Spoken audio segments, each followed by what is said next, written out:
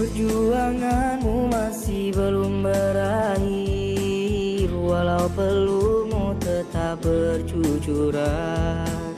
Deritamu kan datang terus bergulir, kekuatanmu takkan pernah pudar. Semangat juangmu yang tak pernah rapuh, melambangkan keikhlasan yang mendalam. Teruslah berjalan dan jangan menyerah, demi kejayaan Islam di dunia. Satukan niat dan bulatkan tekad untuk menggapai ridho Ilahi.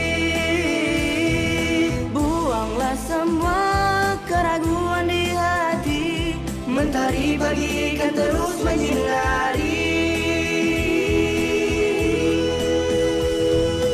Allahumma inna nas'aluka ilman nafi'an,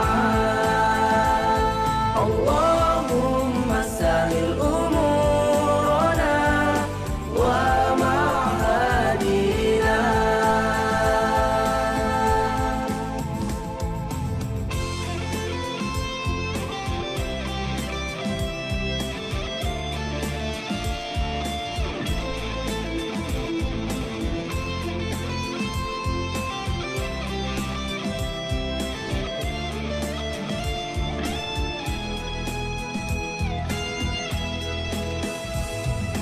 Satukan niat dan bulatkan tekad untuk menggapai ridho Ilahi. Buanglah semua keraguan di hati, mentari pagi kan terus menyinari.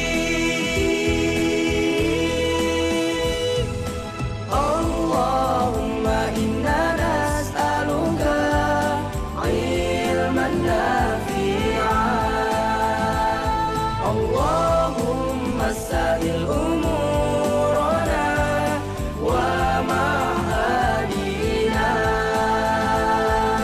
Allahumma inna nas'aluka ilman nafi'an, Allahumma sahil umurana wa ma'hadina.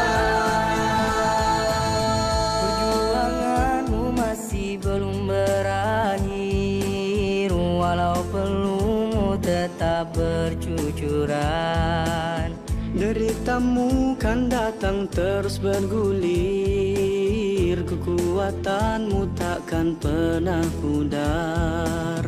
Semangat juangmu yang tak pernah rapuh, melambangkan keikhlasan yang mendalam.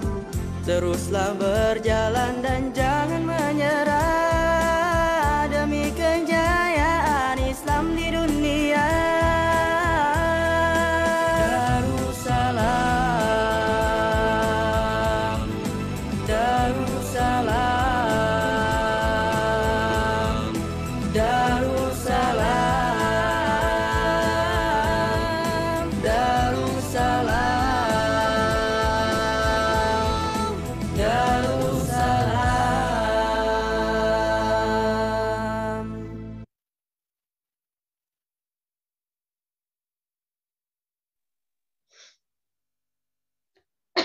Bismillahirrahmanirrahim.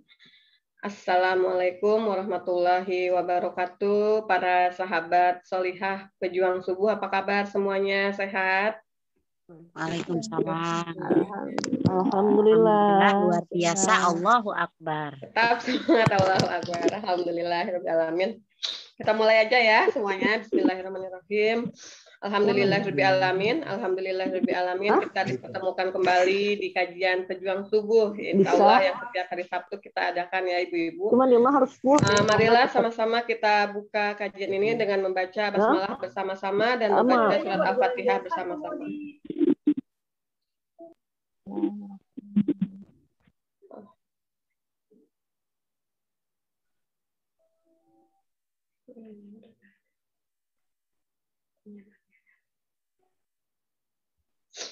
Baik, teman-teman, sebelum kita lanjut ke sesi berikutnya, marilah sama-sama kita saling mendoakan ya teman-teman. Saling mendoakan teman-teman kita yang sedang sakit, teman-teman kita yang sedang bermasalah, ataupun dengan diri kita sendiri. Mari kita sama-sama mendoakan di forum chat ya, chat Zoom sini. Mangga saya persilahkan untuk teman-teman saling mendoakan teman-temannya maupun untuk kita sendiri.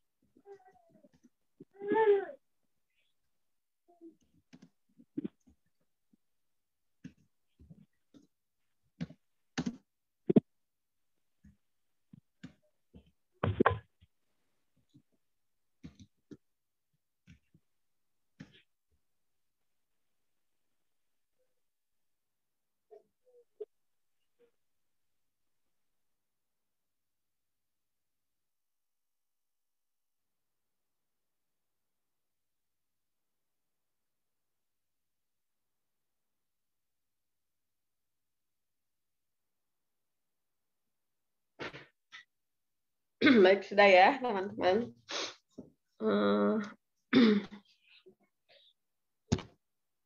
Kita aminkan semua doa teman-teman di sini semuanya ya.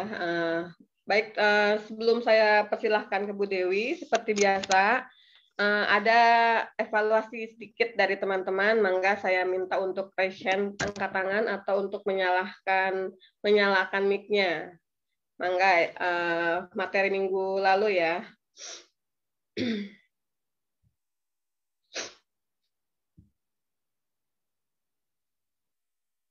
Di sini ada Bu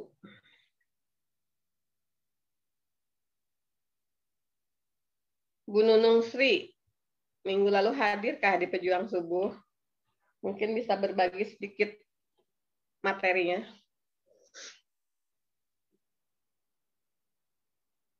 Bu Nunung Sri hadir? Ya, nih. Alhamdulillah.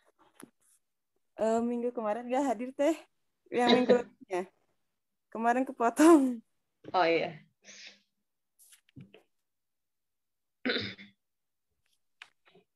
Mangga teman-teman yang hadir minggu lalu lengkap dari pertama hadir. Silahkan raise hand, atau di sini ada yang lain, atau ada peserta MSH, boleh deh peserta MSH untuk berbagi nih di sini. Kira-kira materi yang sudah kemarin teman-teman ikuti bisa berbagi di ruang Zoom-nya Pejuang Subuh, karena saya yakin di grup Pejuang Subuh ini pun tidak semuanya hadir di kajian workshopnya MSH ya. Saya minta Bu Iin bersedia Bu Iin? Apa ya Teh?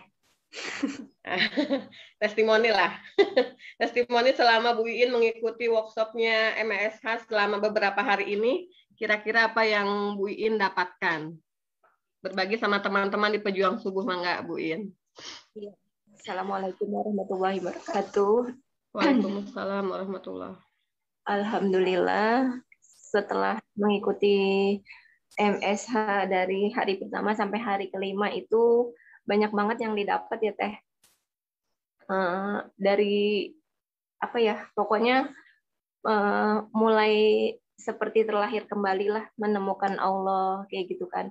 Terus ternyata kalau sama orang aja bisa, sama manusia aja, sama makhluk bisa, yang kita sayang aja bisa kita lebay gitu kan ya, kita romantis, kenapa sama Allah enggak gitu kan.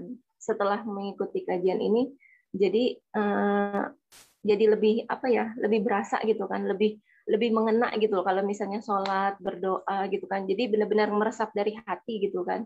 Terus seperti merasa terlahir kembali, terus banyak tamparan-tamparan juga lah yang apa ya, dari hari pertama sampai hari keempat ya. Kalau kemarin sih alhamdulillah nggak dibuat termehek-mehek tuh sama Ustazah Dewi gitu kan. Kalau hari pertama sampai hari keempat udah nyediain tisu tuh hampir setengahnya tuh teh habis gitu kan.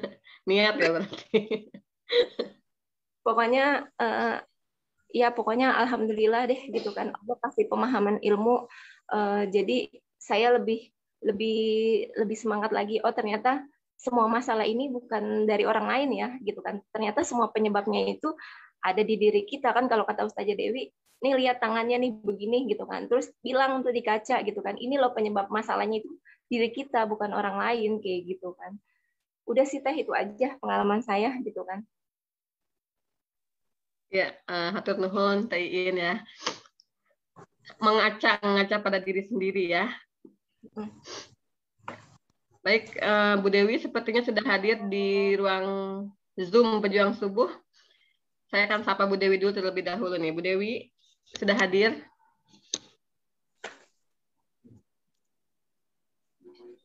Hadir saya nih. Apa kabar Bu Dewi? Setelah 5 hari mengisi kajian workshop MSH, ini hari ke-6 berarti ya Bu Dewi? Ya, gitu deh pokoknya. Gado-gado. Alhamdulillah Bu Dewi, tadi sudah ada sedikit testimoni ya dari Bu Iin Marliana. Beliau peserta dari workshopnya MSH. Insya Allah ya, kalau saya perhatikan beliau itu dari sesi pertama sampai sesi kelima on terus, insya Allah. Dan beliau adalah salah satu juga peserta dari Pejuang Subuh. Mangga Bu Dewi, saya persilahkan ke Bu Dewi untuk menemani teman-teman di sini. Yang evaluasi minggu kemarin, kajian subuh belum ada ya? Belum ada. Diadain dulu dong. Kasihan yang minggu kemarin nggak hadir. Yani. Ya. Mangga teman-teman. Karena kalau saya sebutkan di absen satu-satu, saya nggak tahu juga siapa yang hadir. Jadi saya harap teman-teman raise hand atau bisa langsung menyalakan mic-nya. Ada Bu Kartini nih. Bu Kartini menyalakan mic. Apa bersedia untuk berbagi? Lagi nyapa, belum dijawab sama Umi, sama Teteh. Oh gitu, tidak terdengar Ibu. Ampunten. Tadi saya kan nyapa, Assalamualaikum, tapi lagi pas Ustazah mau masuk tadi. Oh gitu. Jadi belum mati indah. Saya jawab dulu ya. Waalaikumsalam Bu Kartini. Bu Kartini mau berbagi materi minggu lalu? Kayaknya belum deh. Oh ya siap. Yuk yang lain kalau belum ada berarti ini sampai nunggu ada yang evaluasi ya. Ya kita praktekin itu berbaik sangkanya yuk. Bismillah. Nggak usah grogi, nggak usah malu-malu, nggak usah apalagi Tani. Nggak usah takut salah. Mangga. Ada Bu Dewina nih, biasanya Bu Dewina lengkap nih catatannya. Nggak hadir Teh kemarin, kalau hari Minggu. Hari Minggu barengan sama Holako. Kayaknya minggu kemarin saya juga nggak hadir deh.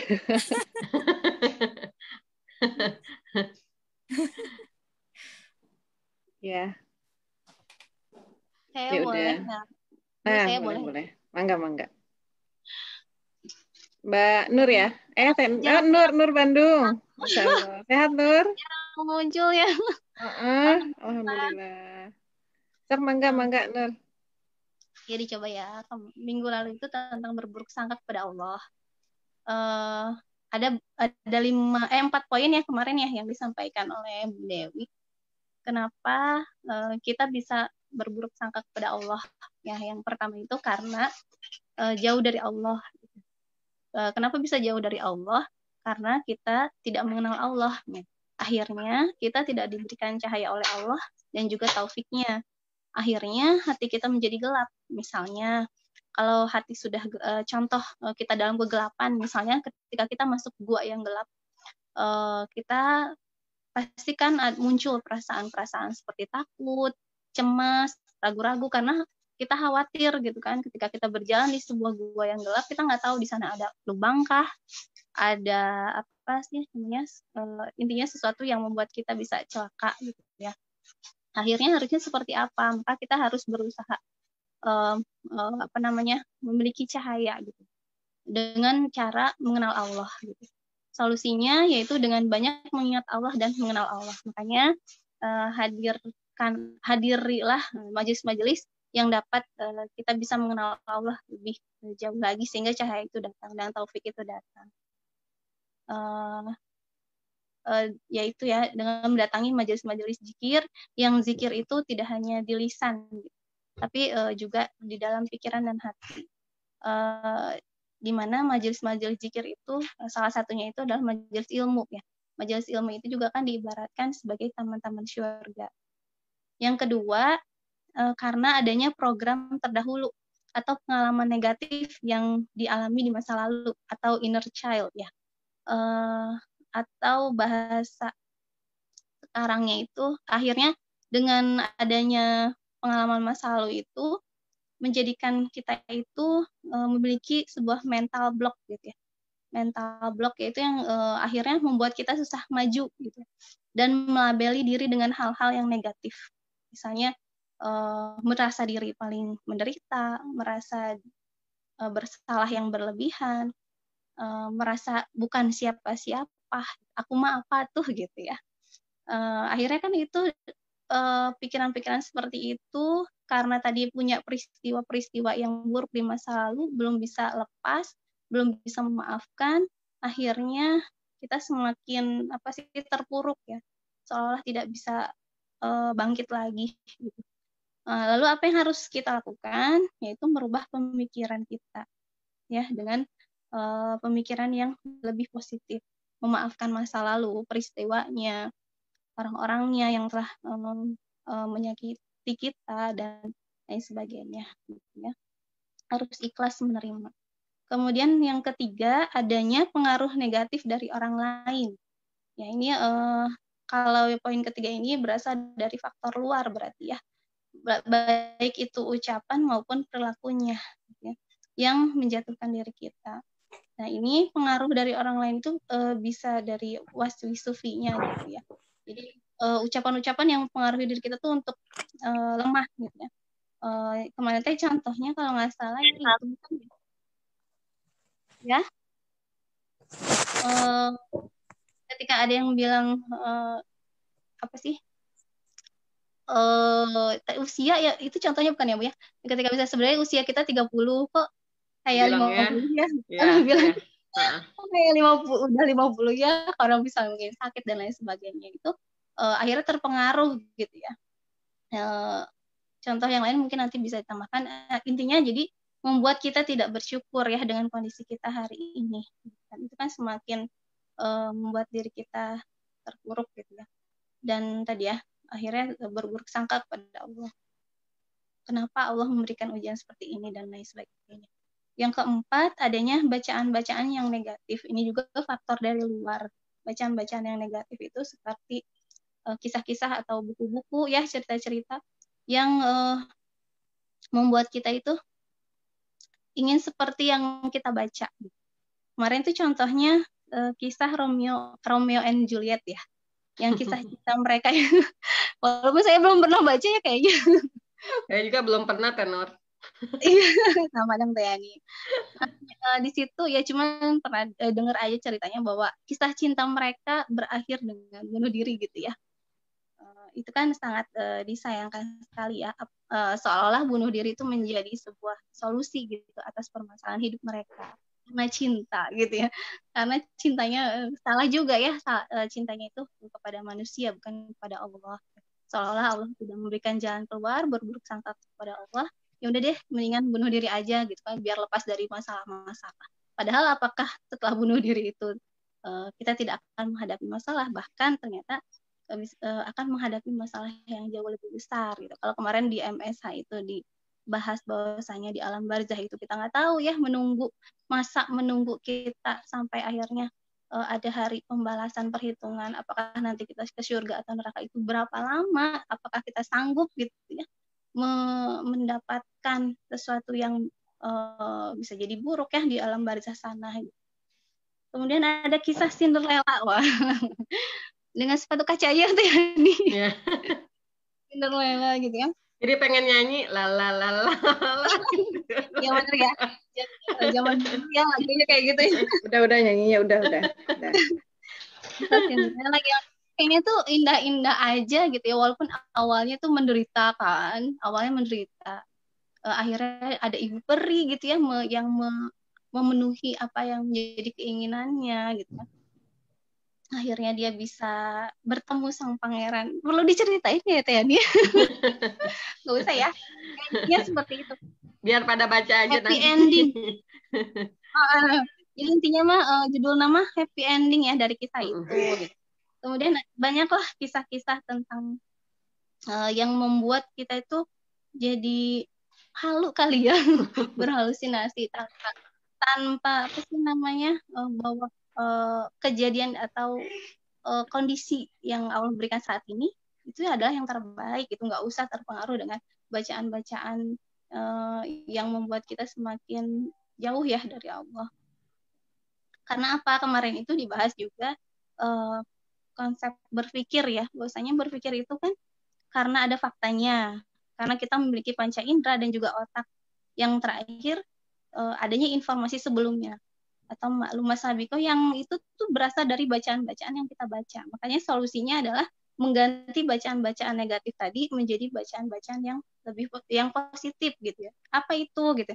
Ya utamanya Al-Qur'an ya, sering-sering membaca Al-Qur'an dan membaca bacaan-bacaan Islam yang lainnya yang nantinya pikiran-pikiran negatif itu, buruk sangka kepada Allah itu berbalik ya menjadi kita senantiasa berbaik sangka kepada Allah. Mungkin itu Teh Yani baru 4 poin ya. Iya, betul. Ya, baik.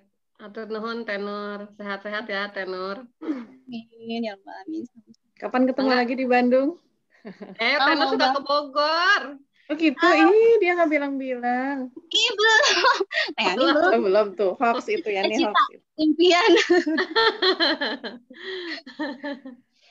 Mangga Bu Dewi. Nuhun ya Nur. Bismillahirrahmanirrahim. Assalamualaikum warahmatullahi wabarakatuh. Waalaikumsalam warahmatullahi wabarakatuh. Alhamdulillah ya. Alhamdulillah ya Allah. Suatu kebahagiaan bisa berkumpul lagi dengan teman-teman di sini, sahabat surga saya insya Allah ya. Sama-sama semua masuk surga insya Allah ya. Amin ya Allah. Nah, teman-teman. Alhamdulillah di pagi hari ini yuk kita bersyukur dulu. Mau bersyukur apa? Tentang apa? Ya Masya Allah nggak bisa dituliskan memang ya. Coba teman-teman yang dari bangun pagi hari ini aja pernah nggak merhatikan ya sejak kita bangun apa yang teman-teman dengar sampai sekarang? Pernah nggak merhatikan sejak bangun sampai sekarang apa yang kita dengar? Dan kita syukuri yang kita dengar itu, pernah nggak? Ya, sejak bangun ngedengar apa ya? Mungkin suara ayam. Ya. Mungkin jangkrik masih ini. Suara selimut kita buka, selimut dari badan kita ada suaranya kan? Bantal kita taruh itu ada suaranya juga. Semuanya gitu ya. Pintu kamar mandi mungkin ya, sholat kunci dan lain-lain. Masya Allah itu nikmat pendengaran yang luar biasa ya, yang mungkin kita mensyukurinya belum terlalu mendalam atau mungkin belum pernah mensyukuri hal itu ya. Padahal betapa saya pernah melihat ya di YouTube itu ada orang-orang yang baru pertama kali mendengar ya habis operasi gitu ya. Kan Masya Allah gitu ya ekspresi wajahnya ya buat mereka itu miracle gitu. Pernahkah kita itu menganggap miracle? Seringkali yang kita anggap miracle itu apa? Lunas utang gitu ya. Apalagi Tani miracle-nya apa Tani? Ya mungkin bisnisnya lancar ya. Keluarganya sakinah ya. Pernikahannya kayak tadi ya Tenur kayak Cinderella, maunya gitu ya.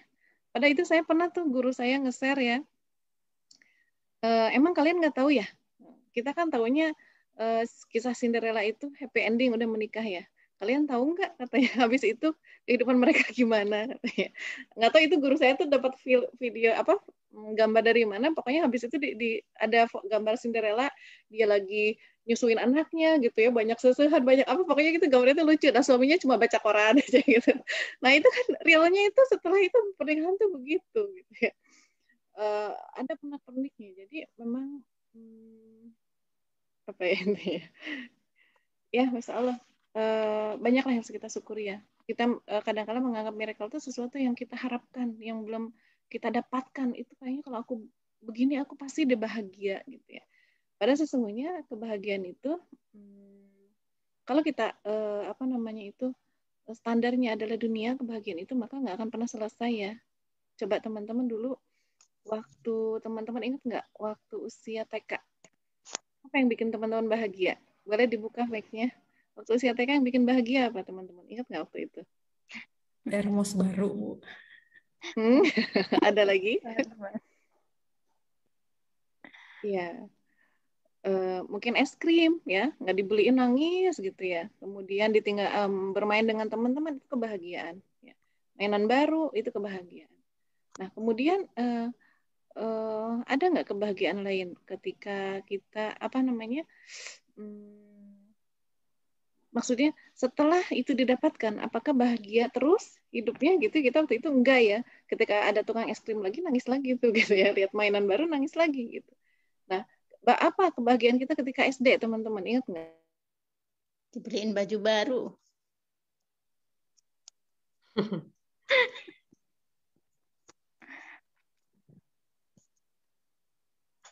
Udah diem aja. Oh ya. Baju baru, Mi. Kalau ya? saya dulu zamannya Doraemon, Bu Dewi, boneka Doraemon. Kenapa? Pengen bonekanya? Iya. Nah, kalau saya dulu ngebayanginnya, iya. Ketahuannya tahun berapa ini lahirnya? Ketahuan. Iya. Mungkin kita satu angkatan. Ya, yang bikin bahagia tuh kayaknya ya, gara-gara film Doraemon tuh kadang saya dulu tuh membayangkan, coba ada Doraemon ya, mau apa namanya, mau ujian. Saya ingat tuh filmnya, kayaknya masih nempel. Waktu itu Nobita tuh mau ujian, dia kan nggak suka belajar, tapi kan dia nangis-nangis tuh ya. Terus Doraemonnya ngasih itu roti ya, rotinya cuma ditempel ke buku. Iya. Ngelek. Sinyalnya susah ya, Tayani. Iya. Bentar, biar loading dulu.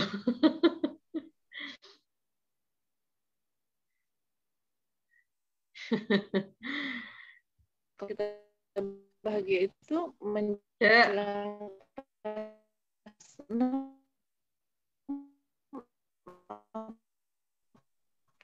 Bu Dew.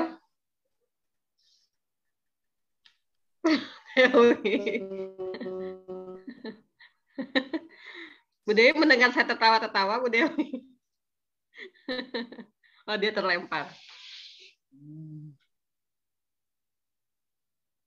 Bentar ya, mohon bantu doa nih teman-teman. Bu Dewinya terlempar dari Zoom-nya.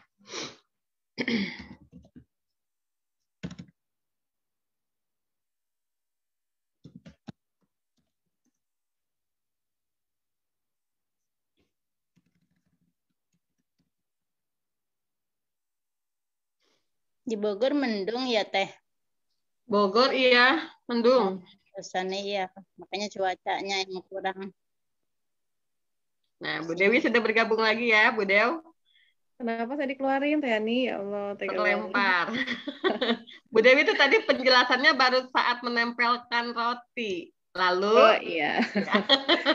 Iya, pokoknya bahagia banget deh kayaknya, apalagi menjelang UN ya. Kan kebahagiaan kita tuh apa? Kita pengen lulus ya, UN. Nah, kan itu tuh dari pelajaran kelas 1 sampai kelas 6 dibaca lagi. Wah, saya terus terang waktu itu ini juga ya, cukup stres lah. Pokoknya saya tuh bahagia banget kalau lulus. Nah, mungkin teman-teman ngerasain.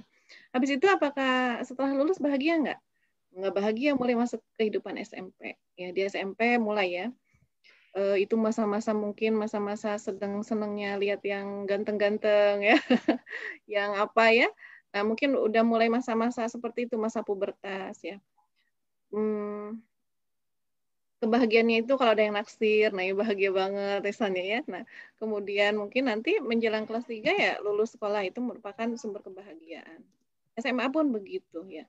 Setelah SMA, apakah setelah lulus SMA bahagia? Enggak juga, dia mulai mikir apa? Mikir, saya bahagia deh kalau kuliah gitu ya. Setelah kuliah, apa mikirnya? Lulus bahagia? Ya bahagia, tapi setelah itu apa lagi? Ya akhirnya mikirnya beda lagi. Saya bahagia deh kalau saya kerja. Setelah kerja, saya apakah bahagia? Enggak juga ya. Saya bahagia misalnya ya. Teman-teman kerja itu misalnya timnya bagus dan lain-lain. Ada masalah lagi. Saya bahagia deh kalau bos saya tuh nggak jutek kayak gitu ya. Saya bahagia kalau gajinya naik, pangkatnya naik dan seterusnya. Apakah setelah itu tercapai semua kita bahagia? Enggak juga ya. Apalagi nanti habis itu kalau itu tercapai. Saya bahagia deh kalau bisa nikah gitu ya. Nah, setelah nikah apakah bahagia teman-teman? Kayaknya aku salah pilih deh. Ya, mungkin ada sempat pertanyaan ada pikiran-pikiran begitu. Nanti setelah nikah apa yang bikin kita bahagia? Kayaknya saya bahagia deh kalau punya anak. Setelah punya anak bahagia, banyak tuh yang curhatin ya. Anak itu ya katanya anugerah kok kayak jadi musibah gitu ya. Nah, terus begitu. Kenapa anak kayak gini yang saya miliki? Saya kan maunya anak yang kayak begitu gitu ya, dan lain-lain. Makanya teman-teman nggak akan pernah selesai ketika memang kita mensandarkan kebahagiaan itu kepada dunia ya.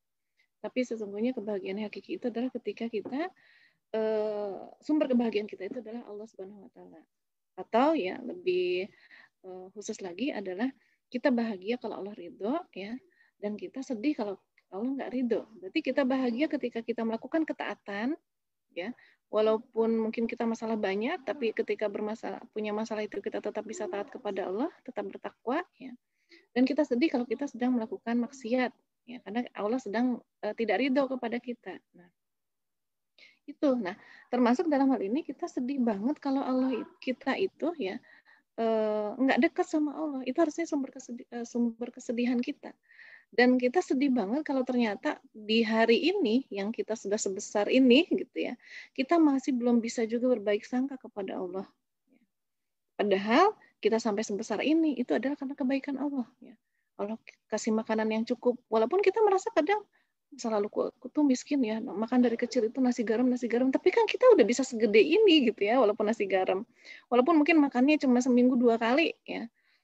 Ya, tapi kan kita bisa hidup sampai saat ini. Allah terus tolong kita ya dengan panca indera yang tetap sempurna dan lain-lain.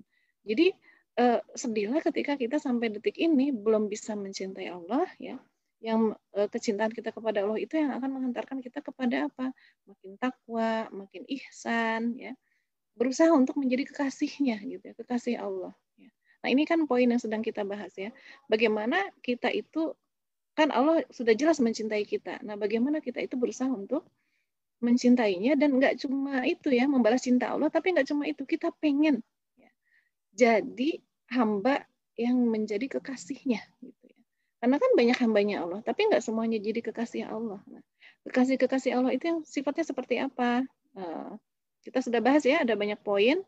Nah, ini sedang membahas poin tawakal, kemudian berbaik sangka kepada Allah. Itu adalah hamba-hamba yang insya Allah menjadi para kekasihnya Allah. Masa sih nggak pengen gitu ya? Dulu aja mungkin ya sempat kita mengalami mungkin ada kisah apa misalnya ya di sekolah waktu SMP, SMA ya, ada apa sih istilahnya tuh bunganya, bukan bunga ya, kalau di bunga desa ya. Kalau di sekolah tuh apa ya teman-teman istilahnya ya dulu tuh? Pokoknya dia paling ganteng, dia paling cantik gitu di sekolah itu. Jadi apa ya? Primadona kali Bu ya? Primadona. Idola. Ya. Nah, primadona. Kirain ratu dan raja. Nah, mungkin kan dulu pengen banget gitu ya, ketika ada primadona di sekolah, mungkin kalau dia perempuan ya, banyak laki-laki yang saingan gitu ya, pengen jadi kekasihnya. Nah, sebaliknya, kalau dia itu primadonanya laki-laki, banyak banget wanita yang gadis-gadis gitu ya, yang bermimpi jadi kekasihnya. Gitu. Kenapa? Karena ya namanya primadona gimana sih? Apalagi mungkin nggak cuma ganteng, tapi terus pinter ya, baik hati, tidak sombong, rajin menabung, apalagi TNI, ya dan lain-lain gitu. diidam-idamkan, pengen banget jadi kekasihnya. Nah, padahal Allah Subhanahu wa taala itu nggak cuma ganteng ya, teman-teman, tapi apa? Maha indah. Ya, maha indah. Tapi karena kita tidak berusaha ma'rifatullah, nah itu ya kuncinya. Ma'rifatullah, mengenali Allah seperti apa keindahannya. Maka tak kenal memang tak cinta, ya. Seperti itu. Sulit ya untuk mencintai karena tidak berusaha mengenali. Ya. Kemarin ada pertanyaan ya, bagaimana cara mengenali Allah? Ma'rifatullah, dengan memikirkan Allah. Ma'rifat itu kan memikirkan. Memikirkan, menelaah, mengikro gitu ya, sampai kita mendapati iya, Allah itu maha indah gitu, sampai terasa keindahannya gitu ya. Sampai terasa. Karena Allah itu ya kalau misalnya untuk bisa diindra oleh mata kita langsung itu kan nggak bisa saat ini gitu ya, belum bisa. Beda dengan melihat yang tampan tadi, mungkinnya wah ganteng banget misalnya. Langsung kelihatan, nah langsung terasa, rasa gantengnya itu langsung ke hati gitu ya, dari mata turun ke hati gitu ya, terasa gantengnya itu. Nah, sampai mungkin dada kita bergetar. Nah, harusnya pada Allah bergetarnya, bukan kepada manusia itu. Sebetulnya manusia wajar ya, tapi kan akhirnya apa langkah kita selanjutnya setelah dada kita bergetar, mau pacaran, mau menikah atau apa kan gitu ya. Nah, tapi harusnya getaran ini muncul ketika kita memikirkan kemahaindahannya Allah. Sehingga kalau udah bergetar, nah itulah ciri-ciri orang yang mencintai. Ya. Sesungguhnya ya seorang orang beriman itu apa? Ketika dia disebut nama Allah, hatinya bergetar, kan seperti itu ya dalam Al-Quran. Nah, jadi teman-teman ya, maka ya betapa jahiliyahnya kita ketika sudah sebesar ini gitu ya, sudah seusia ini masih belum bisa berusaha menjadi kekasihnya Allah ya. Dalam hal ini lebih khusus kita sedang bahas berbaik sangka kepada Allah ya. Jahilnya kita gitu ya, karena sebetulnya Allah itu maha ya, dalam hal apapun maha ya. Kalau ada orang baik kita bisa jatuh cinta, Allah itu maha baik ya. Kalau ada orang pintar kita bisa jatuh cinta, Allah itu maha berilmu ya. Kalau ada orang yang dermawan ya, kita bisa bikin kita jatuh cinta, Allah itu maha dermawan ya, maha kaya. Kalau ada orang yang akhlaknya baik banget ya, kita itu bisa jatuh cinta, seneng banget ngelihatnya ya, para ulama ya, Allah tawadu banget lihatnya ya.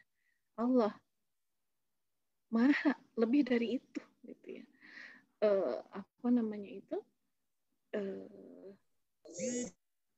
Luar biasa gitu ya Allah itu kepada hamba. Saya sampai nggak bisa ngungkapin ya. Kalau ada lihat tadi ulama aja bisa segitu tawadunya, apalagi Allah gitu ya, kepada hamba-hambanya, kasih sayangnya dan seterusnya itu yang melebihi ya, para ulama tadi, apalagi dan para nabi juga. Nah itu teman-teman ya.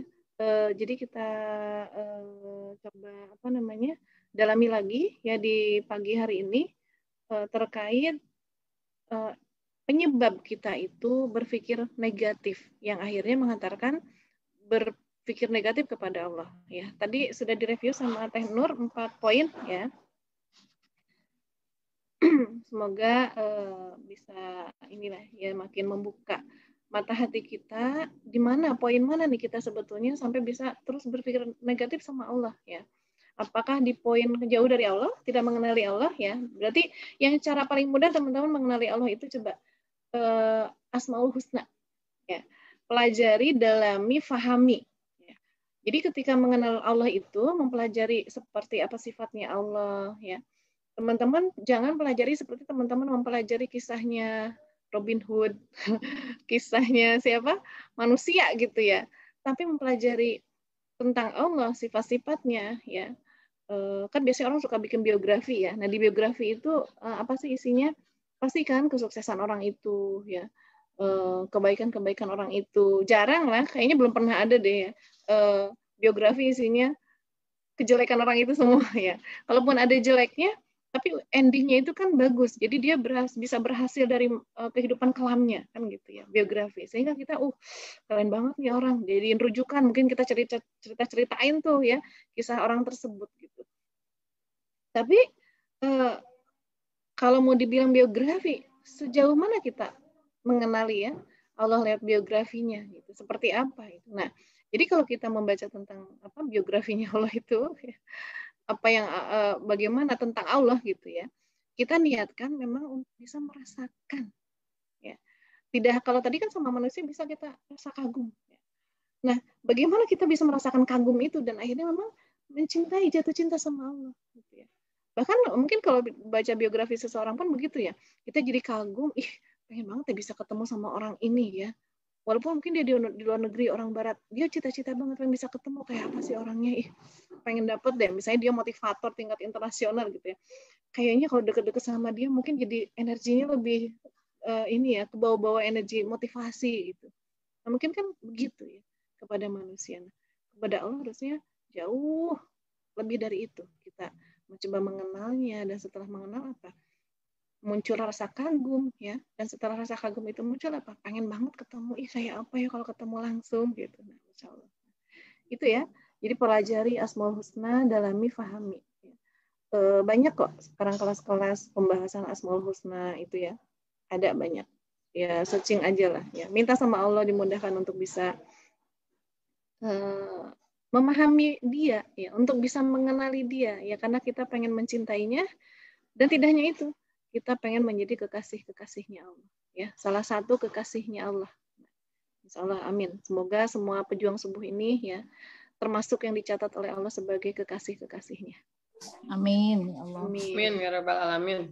Karena saya pernah menyampaikan hadis ya, bahwa ketika Allah mencintai seorang hamba, maka Allah akan mengumumkannya ya, kepada Jibril kalau nggak salah ya. Kepada malaikat. Nah, kemudian Jibril mengumumkan kepada seluruh penduduk langit ya, bahwa Allah mencintai kita. Ya. Dan akhirnya seluruh penduduk langit mencintai kita, insya Allah. Ya. Itu ibarat seorang atasan ya, bos ya, pemimpin perusahaan, misalnya Teh Hani ngelamar tuh di perusahaan itu gitu ya. Terus kerjanya bagus. Nah, terus kata bosnya itu pas di rapat perusahaan ya, bilang sama pegawai-pegawainya, saya suka tuh sama kerjanya Yani, saya pokoknya keren banget ya, saya mencintainya gitu misalnya, karena cinta dengan hasil kerjanya ya. Dan jadi tolong ya kalian semua mudahkan Yani, kan gitu ya, mudahkan dia butuh apa, kasih, biar kerjanya tambah fokus lagi. Awas ya, yang berani misalnya itu kan begitu ya, yang berani menghalangi kesuksesan Yani, pekerjaannya Yani, kalian saya pecat, kan bisa aja begitu ya. Ketika bosnya itu sudah mencintai seseorang. Nah, bagaimana kalau Allah mencintai kita? Ya, Allah akan kerahkan ya alam semesta ya untuk menolong kita. Nah, ini pembahasannya di pembahasan apa ya waktu itu? Nah, kemarin di MSH juga ya, teman-teman. MSH itu apa? Mungkin ada yang baru gabung, Teh Hani nanti bisa dijelasin ya. Nanti bisa ikut kelas MSH berikutnya, mudah-mudahan ya diizinkan oleh Allah. Semoga offline ya, Bu Del. Kenapa? Semoga offline. Amin, ya Allah. Kalau offline masih wabah, berarti harus tes web dulu ya pesertanya. Ya, sama pembicara juga, sama Teh Hani juga tes web. Itu ya teman-teman, bismillah kita lanjutkan. Penyebab kita berpikir negatif sama Allah ya. Tadi yang pertama karena kita lalai ya, tidak mengenali Allah, tidak dekat sama Allah ya. Kemudian pengalaman negatif masa lalu ini akan bikin kita jadi mental block, punya mental block tadi ya. Kayaknya aku nggak mampu, kayaknya aku nggak bisa. Terus mungkin malas ya, mau melakukan pekerjaan tuh semangat tapi itu udah malas lagi. Nah, itu ada mental block biasanya ya. Apa?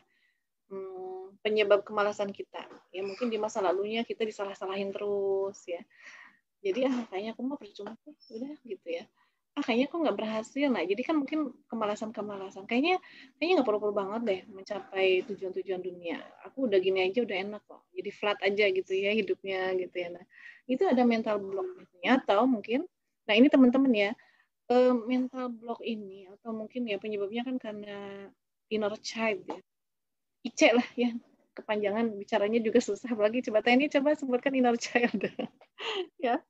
Nah, gitu atuh. Belum minum kopi soalnya Teh Hani, kalau minum kopi coba lancar ya. Siap meluncur ya. Nah, Ice ini teman-teman, ketika tidak tuntas di masa lalu, dia akan merongrong terus ya pemenuhan atau penyelesaian di masa saat ini. Dan itu sunatullah. Nah biasanya ya kayak sekarang itu sangat mempengaruhi kehidupan kita. Ya tadi kita jadi sering galau, kita mungkin mudah tersinggung, kita itu baperan. Itu kan karena Ice ya. Ice di masa lalu itu Ice yang negatif. Atau nanti sangat pengaruh juga ya. Misalnya karena kita itu ada Ice ya. Misalnya kita ada apa namanya? Dari keluarga broken home. Ya, dari keluarga broken home misalnya, kita melihat kita kecewa sama ayah kita, kecewa sama ibu kita, kenapa mereka mungkin saling berpisah dan lain-lain gitu ya, atau kita ya mungkin kecewa sama ayahnya, mungkin ayahnya kenapa ya lebih memilih yang lain gitu ya, atau misalnya ibunya, kenapa ibu begitu lemah menghadapi ayah, nah kekecewaan itu kalau dibawa-bawa terus, nah biasanya nanti mempengaruhi juga kehidupan rumah tangga kita. Ya. Orang tersebut gitu. Pokoknya pengaruhnya banyak. Ya mungkin nanti juga rumah tangga anaknya gagal lagi karena dia tanpa sadar gitu ya. Karena ini biasanya di alam bawah sadar ya. Kepada suaminya pun begitu gitu ya. Jadi mungkin jadi menaruh curiga atau apa tanpa sadar ya, sehingga kan nanti sikap mempengaruhi sikap ya, sikap kita kepada suami gitu ya. Seperti mungkin tidak percaya, akhirnya kan suami merasa tidak dipercayai ya, nggak betah juga, akhirnya bercerai dan seterusnya lah. Nah jadi ini memang sangat penting ya Ice ini ya diselesaikan, dituntaskan gitu ya, dituntaskan karena sangat mempengaruhi hidup kita. Coba baperan terus tuh capek nggak Tayani? Tersinggungan tuh capek nggak ya?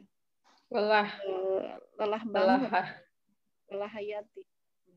Nanti efeknya apa ke fisik itu? Kalau lelah ya, lelah mikir gitu. Nah, nanti ke liver biasanya ya, sakitnya ke liver, atau nanti ya bisa ke sering pusing lah dan lain-lain. Nah itu ya, atau mungkin jadi sulit tidur ya teman-teman. Nah begitu. Kemudian pengaruh negatif orang lain. Nah hati-hati ya, jangan sampai kita itu jadi setan kepada orang lain ya, karena yuwaswisu ya.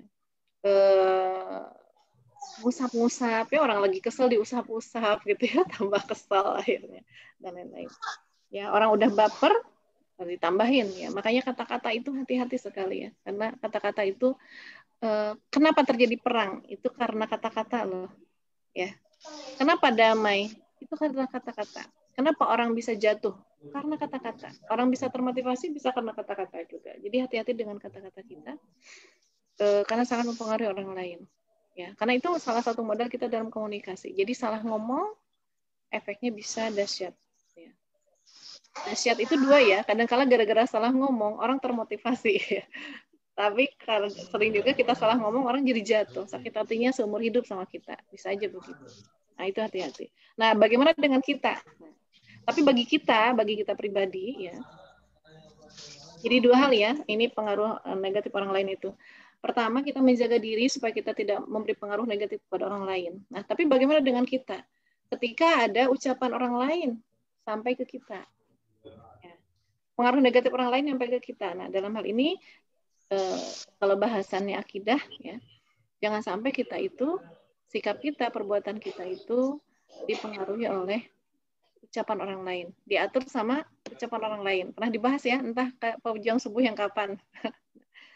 Jadi hidup kita itu tergantung orang lain ya. Kita menderita karena ucapan orang, menderita aja hidupnya jadinya tidak produktif ya. Karena terus mikirin ucapan orang lain, ya, sakit hati ya, sampai sakit fisiknya dan lain-lain, kan nggak produktif ya. Menjadikan ucapan orang lain yang mengatur hidup kita.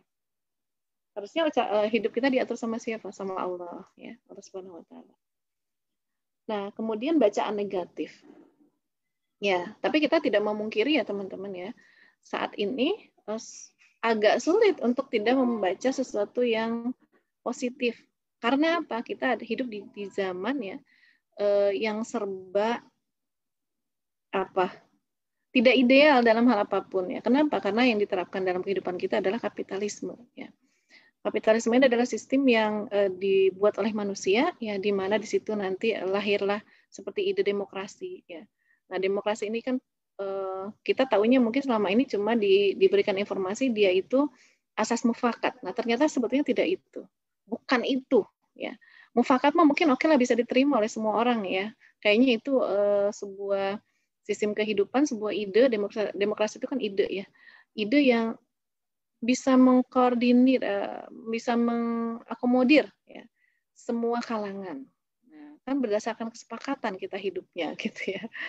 Semua jadi bahagia karena sepakat, gitu.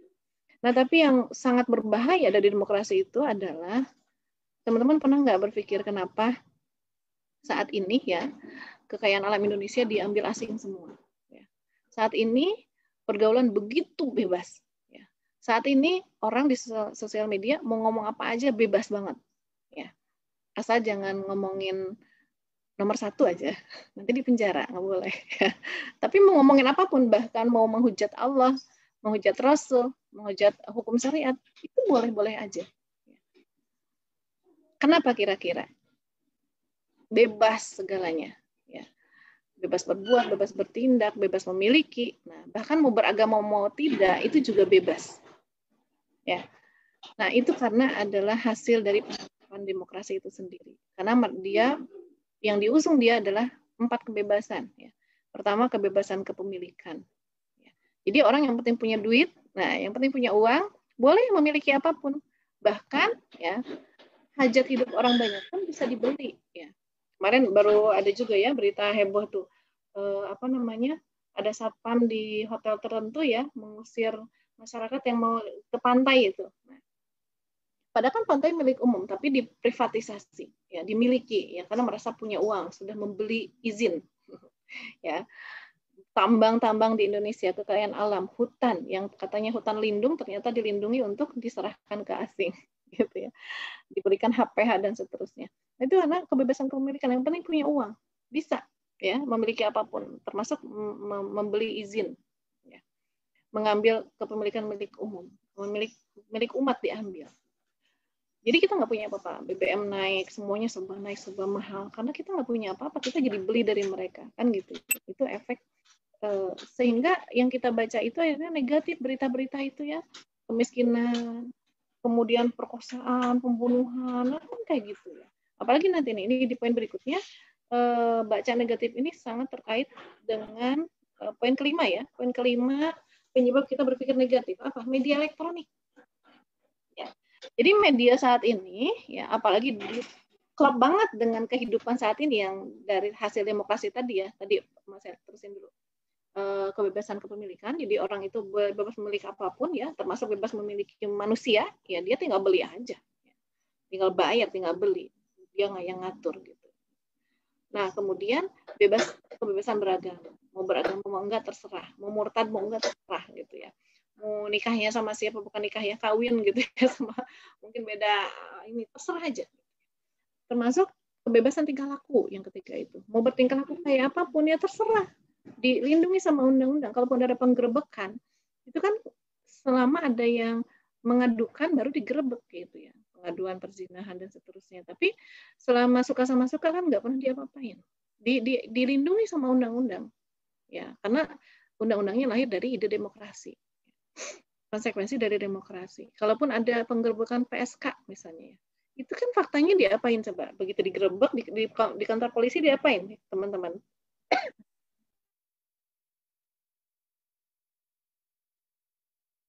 Ada yang tahu? Pernah tahu?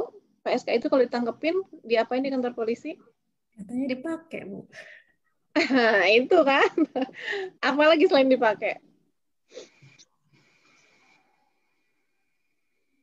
Selain dipakai adalah dia cuma dinasehati kemudian didenda. Ya saya nggak tahu dendanya sekarang berapa, cuma beberapa tahun yang lalu tuh dendanya sekitar 25.000. Terus dibebasin. Ya gimana tuh, cuma dendanya juga meski itu nggak ada efek jerah sama sekali. Bahkan mungkin ya apalagi dipakai gitu, ya. Ya astagfirullah. Begitu bobroknya gitu, ya, keadaan saat ini. Kemudian kebebasan tadi, ya, bertingkah laku, kepemilikan, beragama, sama kebebasan berpendapat ya. Orang mau berpendapat apapun, mau menghujat agama ya terserah, mau menghujat Allah terserah gitu. Ya karena itu lahir dari demokrasi. Nah, jadi teman-teman, akhirnya ketika kehidupan diatur dengan kebebasan seperti itu, yang terjadi apa? Semua kehidupan itu jarang banget yang positif, ya, negatif keadaannya gitu ya. Kemiskinan ya karena tadi kita nggak kebagian harta kekayaan alam ya, jadi semuanya serba mahal. Serba mahal, bahkan dulu yang paling murah itu minyak tanah udah hampir nggak ada gitu karena dijual ke Cina ya minyak tanah itu dengan harga yang sangat murah, kita malah sulit gitu. Nah kemudian dari sisi tadi kebebasan pendapat, tingkah laku, maka kan kita lihat kehidupan tuh begitu bebas ya. Jadi negatif semua tuh berita-berita di media elektronik itu. Dan ya media saat ini pun ya karena sistemnya itu kapitalisme tadi ya, pokoknya yang penting dapat untung gitu. Gimana media-media ini sebetulnya fokus mereka itu pengen punya keuntungan dari apa yang mereka sajikan. Sehingga kehidupan yang serba negatif ini akhirnya sama media ditambahin tuh ya. Diviralkan ya, kemudian apa? Pokoknya media itu ya saat ini sepertinya makin digoreng makin bagus gitu ya. Jadi berita negatif apa makin digoreng makin bagus, makin menghasilkan keuntungan karena makin banyak yang nonton ya, karena masyarakatnya juga sakit ya gitu ya. Sesuatu yang negatif diviralkan ikut memviralkan juga, semua ngomongin itu gitu ya. Masyarakatnya ikut sakit ya. Akhirnya perusahaan-perusahaan melihat ini, wah ketika banyak penontonnya, banyak netizen yang ke situ, ini peluang iklan. Nah, jadi media yang menyodorkan info-info kayak gitu kan akhirnya dapat dari iklan ya. Dapat banyak untung dari iklan gitu. Makanya kan kayak mungkin saya udah nggak pernah lihat TV sih, yang nggak ada TV. Kalau dulu tuh ada Bang Napi ya, kemudian apalagi TNI, sekarang ada apa? TNI masih ada TV kan? Masih, ya, tapi jarang nonton. Iya, mengupas tuntas hal-hal yang negatif gitu, dan kebayang iklannya kayak apa. Dan itu efeknya apa akhirnya? Banyak yang berpikir negatif kan akhirnya, ya tentang kehidupan. Kepikiran negatif melahirkan apa? Perasaan negatif melahirkan apa? Akhirnya perilaku yang negatif, respon yang negatif. Ya, pikiran negatif akhirnya pembunuhan. Yang terjadi apa? Mungkin jadi takut gitu ya. Serba nggak tenang atau pembunuhan. Jadi inspirasi loh bagi orang-orang, bagi para psikopat itu, apalagi didetili ya. Bagaimana cara membunuhnya ya, latar belakangnya itu kan ya Allah gitu ya. Itu bukannya jadi amal jariah tapi jadi apa? Dosa jariah ya. Yang melakukannya itu jadi diikuti gitu. Saya nggak kebayang ya dosa pembawa acaranya juga ya, dan lain-lain. Itu kan jadinya efeknya negatif. Dan kita akhirnya juga cenderungannya mungkin jadi berpikir secara demokrasi ya, secara kapitalis.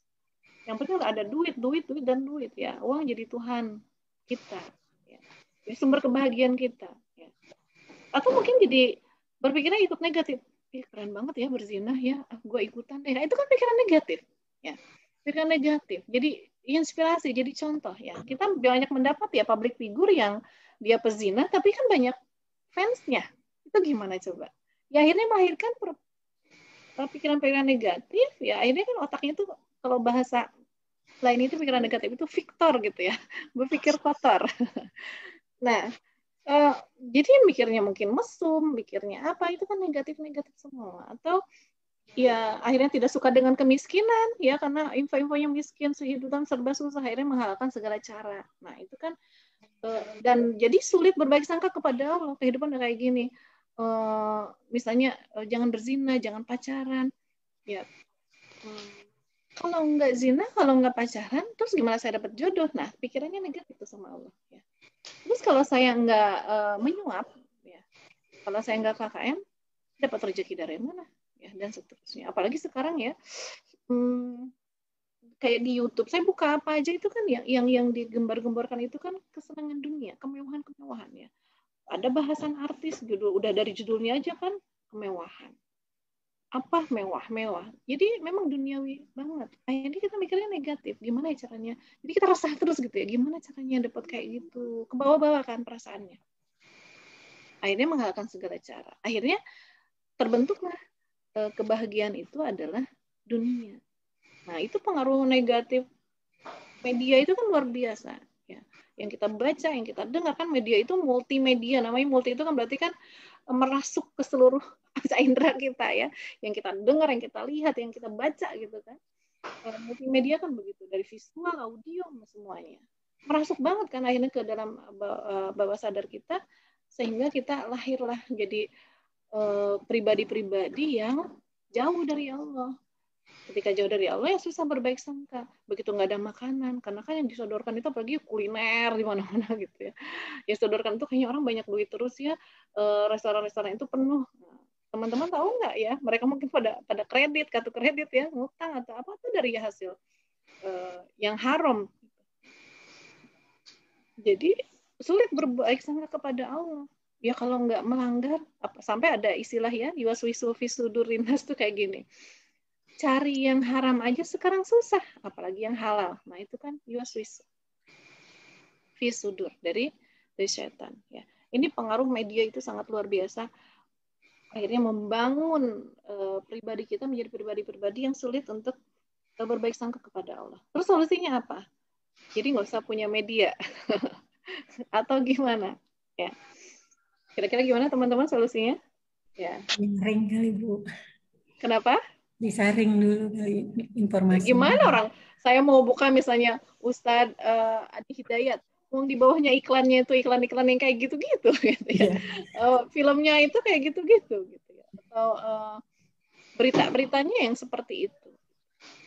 Nah, memang teman-teman ada dua hal ya.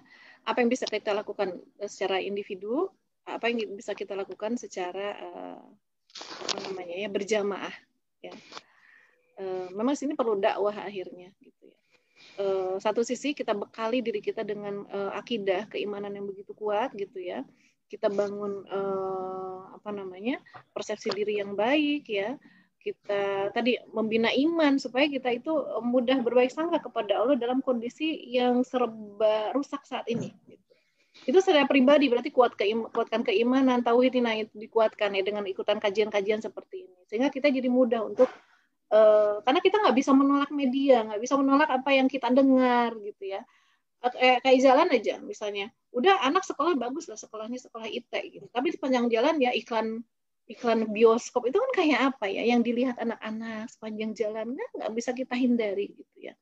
Sepandai-pandai kita tumpai melompat itu saat ini ya pasti jatuhnya sering gitu ya. Sepandai-pandai kita menjaga diri, jatuhnya pasti sering. Nah berarti solusinya apa? Cuma iman.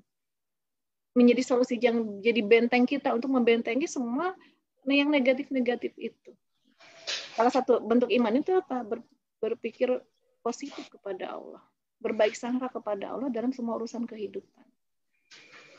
Jangan riba, baik sangka. Ketika Allah melarang riba, kita ada urusan kehidupan yang sulit, pasti dimudahkan. Ya, masa gini, jangan riba, tapi pasti Allah sulitkan. Ketika orang yang taat meninggalkan riba, pasti disulitkan sama Allah, kan nggak nyambung gitu ya dengan kemahabaikannya Allah. Pasti dimudahkan, tapi dengan caranya Allah, bukan dengan cara kita. Ya, kita kan kemudahan menurut kita itu kalau butuh hutang lunas, ya hutangnya lunas. Kalau butuh SPP, ya SPP terpenuhi. Ya. Butuh makan, ya makan terpenuhi. Anak butuh sekolah, berarti dia bisa sekolah. Kita kan kemudahan dari Allah itu kita pikirnya begitu.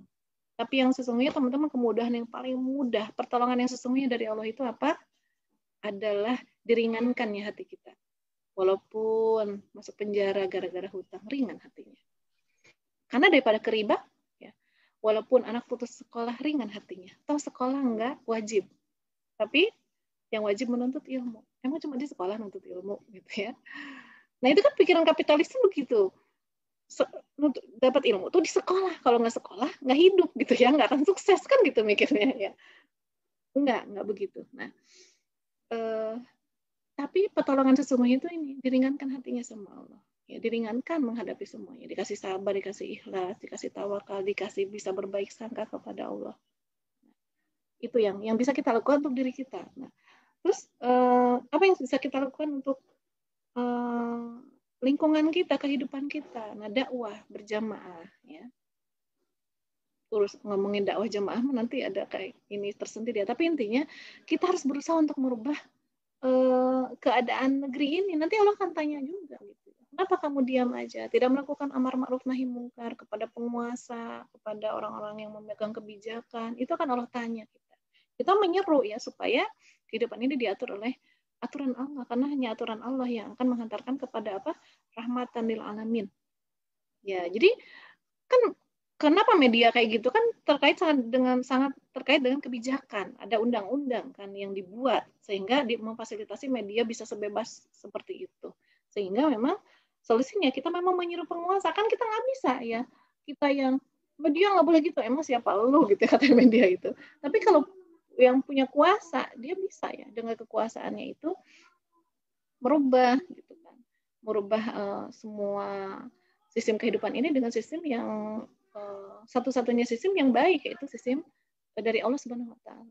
Karena dan kita harus berbaik sangka kepada Allah ya, walaupun kita nggak ngerti sistem kehidupan yang Allah berikan itu seperti apa ya dalam syariat ya, mungkin kita belum paham betul seperti apa, tapi kita harus berbaik sangka kepada Allah bahwa sistem yang Allah berikan ini adalah sistem yang akan menjadi rahmat tadi bagi seluruh alam. Jadi bukan akan membahagiakan yang Muslim saja, tapi yang kafir ya, yang kemudian yang bahkan hewan, tumbuhan itu semua akan merasakan rahmatnya ketika Islam diterapkan. Kita harus yakin itu ya, walaupun kita nggak ngerti seperti apa penerapannya, belum ngerti misalnya ya seperti apa penerapan Islam, tapi secara iman kita harus berbaik sangka kepada Allah bahwa hukumnya Allah itu akan membahagiakan semuanya. Karena kan ada yuaswisu, wah kalau Islam diterapkan terus kita yang non Muslim pasti diintimidasi ya dan lain-lain, nanti Islam itu intoleran dan lain-lain. Nah, itu kan yuaswisu. Itu artinya menganggap Allah itu intoleran, ya, gitu kan ya. Dia nggak percaya sama Allah.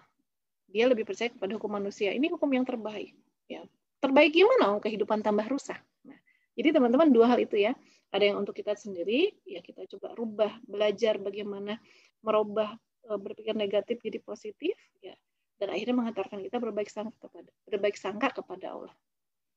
Ya, satu lagi secara komunal ya kita harus melakukan dakwah gitu ya untuk merubah sistem kehidupan kita ini menjadi sistem yang diridhoi oleh Allah. Kembali ya, sumber kebahagiaan kita itu apa?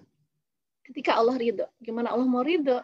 Kehidupan kita tidak diatur oleh hukum-hukumnya. Kita tidak ada taat ya dalam urusan bermasyarakat. Mungkin urusan pribadi kita masih bisa berusaha taat ya, ibadah, nutup aurat, menjaga dari riba, menjaga makanan yang halal. Masih bisa mungkin sekuat, walaupun itu juga sering jatuh ya. Nah, tapi urusan bermasyarakat, nah itu kan juga berdosa ketika tidak diterapkan hukum Allah di situ. Ya, Allah nggak ridho. Ingat, sumber kebahagiaan kita itu adalah keridhaan Allah. Jadi kalau kita mau ridho, Allah mau ridho, kita harus melakukan dua upaya ini, memperkuat diri dan merubah keadaan sistem kehidupan kita. Ya, pelan-pelan ya teman-teman. Dengan cara apa ya? Nasihatlah, ngajak ya. Mulai mungkin ngajak ke pejuang subuh ya. Nanti kan jadi ini, setidaknya kalau belum bisa bicara sendiri ngajak, yuk ikutan misalnya pejuang subuh atau kajian-kajian yang lain. Itu kan cara kita untuk merubah ya. Akhirnya masyarakat sadar, oh kita itu butuh syariat. Nah, kan ke sana ujungnya. Sadar bahwa kita itu sekarang banyak masalah karena jauh dari menerapkan hukum-hukum Allah. Jauh dari cintanya Allah, jauh dari keridhoannya Allah. Nah, jadi kan jadi sadar gitu ya. Nah, itu teman-teman. Jadi solusi terhadap bacaan negatif termasuk media elektronik itu solusinya seperti itu. Dua ya solusinya. Nah, kemudian lanjut. Tapi Tayani, saya mau izin dulu dong teman-teman ke belakang dulu ya. Ini dingin di sini. Silakan Tayani mungkin sambil mengenalkan MSH dan lain-lain. Silakan. Baik teman-teman, sambil nunggu Bu Dewi ya, alhamdulillah 1 minggu kemarin itu MSH online yang kedua kita adakan sudah berjalan di pertemuan kelima. Insya Allah nanti akan bertemu kembali di hari Senin dan hari Selasa itu udah paketannya ya, karena kita mengadakan perdana MSH-nya berbentuk kelas. Jadi 1 kali pertemuan itu 3 jam sampai 4 jam lah maksimal. Nah, di sini ada Bu Salbiah nih, peserta MSH juga ya, Bu Salbiah. Insya Allah beliau hadir di sesi 1 sampai sesi 5 ya Bu Salwi ya. Iya. Ya, alhamdulillah. Sampai terakhir. Ya, mungkin saya akan menjelaskan sedikit apa sih itu MSH. MSH itu kan singkatan dari metanoia self healing ya. Yang insya Allah itu artinya meta itu artinya mengubah pemikiran kita, mengubah, kalau disatukan itu metanoia kita artinya merubah pemikiran. Nah, kami itu di MSH mempunyai 4 agenda workshop yang biasa kami adakan offline itu. Yang pertama adalah healing publik, yang kedua sakinah healing, itu biasanya diadakannya beserta suami istri, tapi kalaupun enggak berpasangan dipersilahkan untuk hadir, itu bisa. Ada sholat khusyuk, ada khusus untuk anak remaja, sama satu lagi parenting ya, with parents. Nah, itulah yang agenda-agenda healing yang saat ini kita adakan di MSH, dan salah satunya adalah pejuang subuh, itu termasuk bagian dari agendanya pembuktian cinta. Dan insya Allah nanti akan ada kajian kafah angkatan 9, insya Allah sudah kami akan buka kembali.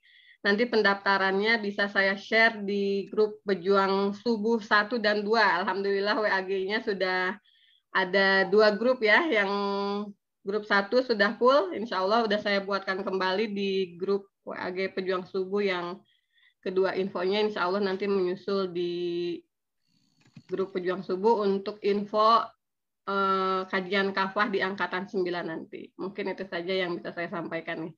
Mungkin Ibu Salbiah mau berbagi setelah mengikuti workshop nih Bu Salbiah, mangga. Iya. Ya. Assalamualaikum warahmatullahi wabarakatuh. Waalaikumsalam warahmatullahi. Hatur nuhun Teh Yani, ibu-ibu yang solehah. Alhamdulillah bisa jumpa dengan ibu-ibu pagi ini walaupun secara virtual. 5 hari saya mengikuti training SMI. Alhamdulillah. MSH Bu. MSH. Ada yang MSI lain lagi. MSH. Banyak hal yang berubah dalam diri saya. Terutama saya menyadari bahwa kesombongan dalam diri saya itu begitu besar. Kalau dulu saya pikir kesombongan itu adalah bahwa menyombongkan diri karena kaya, menyombongkan diri karena merasa lebih hebat atau seperti apa dan tegak seperti itu. Ternyata kesombongan itu bukan cuma itu. Ada hal yang terbersit di hati kita saja pun itu merupakan suatu bentuk kesombongan yang ternyata dampak negatifnya sangat besar. Tidak kita sadari bahwa kita itu ternyata sombong. Itu yang satu yang saya sadari, bahwa saya itu sombong, meskipun bukan sombong karena saya merasa pintar, saya merasa, tapi ada hal terutama ke ibu saya mungkin saya merasa sombong. Istilahnya seperti itu, walaupun tanpa kita sadari. Kita misalnya begini, saya ingin meluruskan ibu saya, begini, jangan begitu. Nah itu ternyata sebenarnya suatu kesombongan menurut saya. Itu bukan ranah saya untuk meluruskan ibu saya dengan cara yang tidak diridhoi Allah. Itu merupakan satu kesombongan, itu sebenarnya yang mendera-dera hati saya sehingga mengakibatkan mungkin bertahun-tahun tidak nyaman dengan itu. Akhirnya saya bisa menerima bahwa memang saya mau meluruskan itu, tapi cara saya tidak begitu, tidak boleh sombong, tidak boleh keras. Sudah saja serahkan saja sama Allah. Allah yang bisa meluruskan itu. Kalau bisa lurus, kita doakan terus. Kalaupun tidak, saya harus terima. Seperti itu. Itu yang satu saja. Banyak hal lain. Juga dengan sekeliling, saya sering bilang bahwa doa saya sebenarnya dari dulu adalah begini. Ya Allah, beri saya yang terbaik menurut-Mu, bukan menurut saya. Saya selalu berdoa begitu. Saya tak pernah memaksakan. Namun saya ketika Allah kasih seperti ya Allah mau, saya masih merasa sedih, nelangsa gitu. Padahal doa saya adalah beri saya yang terbaik menurut-Mu ya Allah, bukan yang menurut saya. Kemudian Allah kasih seperti itu, tapi saya masih kok sakit ya gitu loh, kok sakit ya. Tapi kemarin belajar selama 5 hari bagaimana caranya supaya menghilangkan sedikit-sedikit rasa sakit itu, benar-benar mengakui, menerima bahwa doamu itu udah betul, ini Allah sudah kasih yang betul menurut Allah, yang baik menurut Allah. Lalu kenapa saya begitu susah menerima? Itu yang saya pelajari, bagaimana supaya saya bisa menerima bahwa betul ini Allah kasih yang baik menurut Allah. Seperti itu. Kira-kira itu dulu. Kalau mau cerita banyak banget. Padahal saya sebenarnya pengen banget curhat dengan Bu Dewi secara pribadi. Saya pengen banget karena terutama yang terkait dengan ibu saya. Karena saya sempat merasa bahwa nggak ada semua gunanya amal ibadah saya ini. Nggak ada gunanya kalau saya merasa durhaka sama ibu saya karena cara saya ngomong itu. Sampai sebelum saya sakit kemarin, Bu, saya sampai begini, udahlah saya nggak mau ngapain. Udah saya sholat, saya ini nggak akan masuk surga saya karena cara saya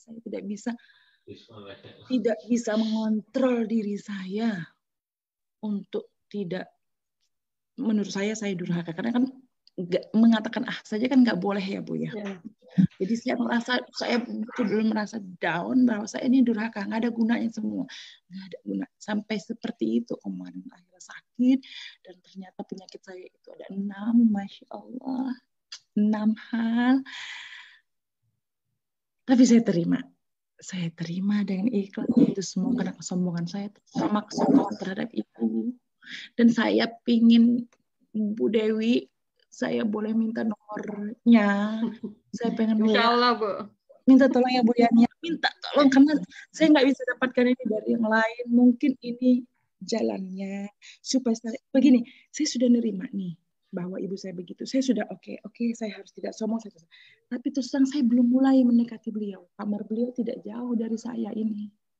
Tapi hati saya kok belum bisa ya datang ke ibu saya, bersujud di kakinya. Saya mohon kuatkan saya, Bu Dewi. Maksudnya melalui Bu Dewi karena Allah, apa yang harus saya lakukan supaya terbuang semua rasa berat ini, terbuang semua. Saya plong mendatangi Ibu. Tolong. Itu saya tadinya malu ungkap ini di forum, pengennya sih sendiri. Tapi saya pikir udahlah, nggak ada gunanya semua yang saya lakukan kalau saya dianggap Allah durhaka sama ibu saya. Walaupun sebenarnya menurut saya bahwa perilaku ibu saya yang tidak seharusnya begitu. Saya mau meluruskan, tapi saya tahu cara saya nggak gini itu. Itu Bu. Terima kasih atas kesempatan pagi ini. Assalamualaikum. Waalaikumsalam warahmatullahi wabarakatuh. Hatur nuhun Bu Salbia. Insya Allah nanti nomor kontaknya saya share. Tapi jika Japrian, mohon maaf jika agak sedikit slow respon karena yang Japri beliau cukup banyak. Jadi mohon dimaklum nanti ketika di saat Japri agak slow respon. Enggak, Bu Dewi sudah hadir kembali kah? Ya, udah. Alhamdulillah. Mangga dilanjut. Jadi Bu pengen peluk semuanya. Insya Allah ya. Jadi barusan saya menyimak juga dari Bu Salbiah ya, Masya Allah. Itulah salah satu gambaran dampak dari inner child. Ya. Bahasa lainnya, ya kalau inner child itu kan 2 ya, ada yang positif, maka akan membangun jiwa kita yang positif, tapi ada juga yang negatif. Nah, yang negatif inilah teman-teman yang membuat luka, ya, luka batin. Nah, luka-luka batin inilah yang bikin kita itu punya mental block. Nah, yang dialami Bu Salbiah itu mungkin juga kita mengalami ya kepada orang lain, mungkin tidak ke orang tua. Tapi mental block, akhirnya apa? Saya tahu durhaka, tapi kok untuk mendekati beliau. Nah, itu ada mental block. Nah, mental block ini ya, saya kemungkinan besar itu karena luka batin. Ya. Nah, termasuk orang tua kita, ya teman-teman, orang tua kita. Kalau kita merasa perilaku mereka itu negatif, saya yakin, ya Maksudnya yakin bukan karena apa yakin ya? Berdasarkan teorinya ya, karena berdasarkan teorinya beliau pun punya luka batin. Ya, entah dari siapa. Nah, jadi kalau mau memperbaiki seseorang ke akarnya itu ya, disembuhkan lukanya. Karena kalau bisa jadi ya penyebab orang yang menghantarkan luka batin itu mungkin sudah nggak ada. Terus gimana? Ya, yang paling mudah itu kita yang disembuhkan ya. Kita menyembuhkan diri, orang tua ya kita bantu sembuhkan luka-lukanya. Maka insya Allah perilaku negatifnya pun akan berubah. Ya, insya Allah akan berubah. Ya, justru makanya nanti ya ketika kita mungkin lebih mendalam terkait dengan membahas inner child ini, salah satu solusi yang paling cepat mudah itu ya adalah memaafkan. Ya, kan gampang banget ya, memaafkan. Udah beres kan? Ya, memaafkan. Tapi kalau memaafkan itu sulit, adalah memaklumi. Ya. Oh, wajar sih orang tua saya begitu, latar belakang hidupnya seperti ini. Nah, itu coba kita maklumi. Coba kita ada di posisi beliau. Begitu. Termasuk bagi luka batin kita, coba kita maafkan, berusaha maafkan orang tersebut. Kalau sulit, kita coba memahami orang tersebut. Ya. Coba kita di posisi dia. Ya. Yang mungkin nggak pernah kajian pejuang subuh mungkin ya, belum pernah ikut MSH seperti kita di masa sebelumnya, mungkin kita suka meledak-ledak dan seterusnya karena nggak ngerti, nggak paham. Kalau dia paham, saya nanya, kalau mereka paham yang kita anggap mereka menyakiti kita, kalau mereka paham kira-kira mereka melakukan itu nggak ke kita?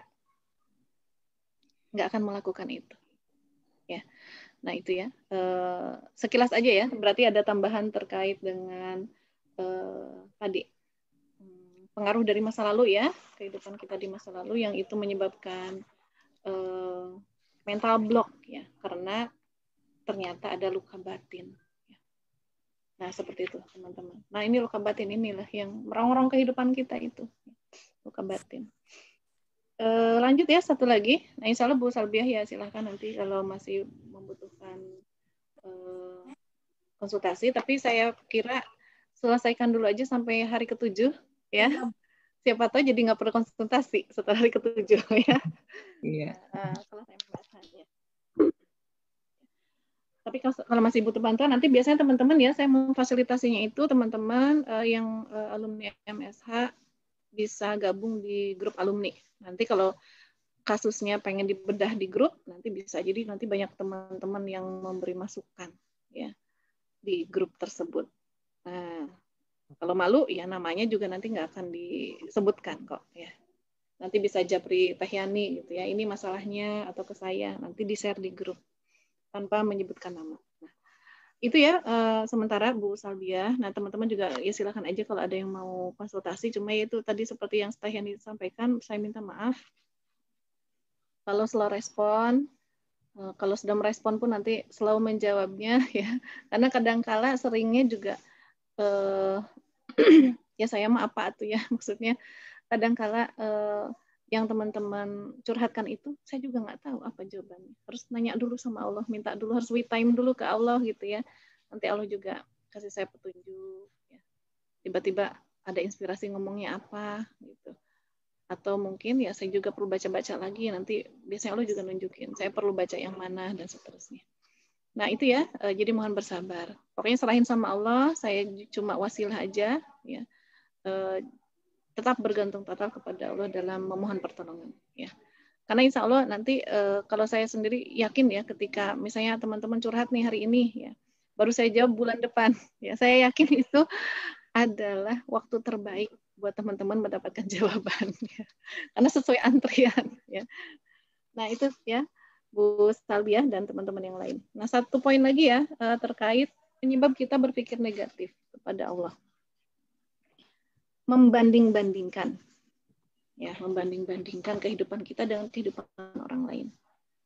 Kalau sejak awal ya, persepsi yang dibangun untuk membanding-bandingkan ini adalah persepsi yang positif, itu bagus ya. Tapi ya dengan keadaan kehidupan yang rusak ini, kita memang terbentuk untuk ya, kecenderungannya membanding-bandingkan dari sisi yang negatif. Dan ini membanding-bandingkan ini juga sangat dipengaruhi juga tadi kembali ke sosial media, ya, elektronik. Ya. Ketika saat ini orang dengan sebebas-bebasnya bisa berekspresi di sosial media, ya, tanpa ada yang membatasi, gitu ya, maka dia bisa posting apapun di sosial media. Ya. Posting tentang kehidupannya, segala kehidupannya, ya, baik yang baik ataupun yang buruk. Nah, ini akhirnya kita bisa melakukan perbandingan tanpa sadar, ya. Mungkin dia posting fotonya cantik, ya. Jadi kita ngebandingkan, ya. Kok aku nggak secantik itu, ya. Ih, wajahnya kok nggak ini, gitu, nggak kayak aku, ya. Ih, coba aku mancung kayak gitu, ya. Coba aku langsing kayak gitu, ya. Itu kan akhirnya pikiran negatif terus, ya. Atau mungkin dia seseorang posting apa? Dapat hadiah ulang tahun dari suaminya, terus lagi fotonya di-share, lagi dipeluk atau lagi dicium, ya, sama suaminya. Coba apa yang dirasa, ya, ketika masyarakat yang melihat, ya, saat ini kondisi masyarakat itu kan hatinya sakit.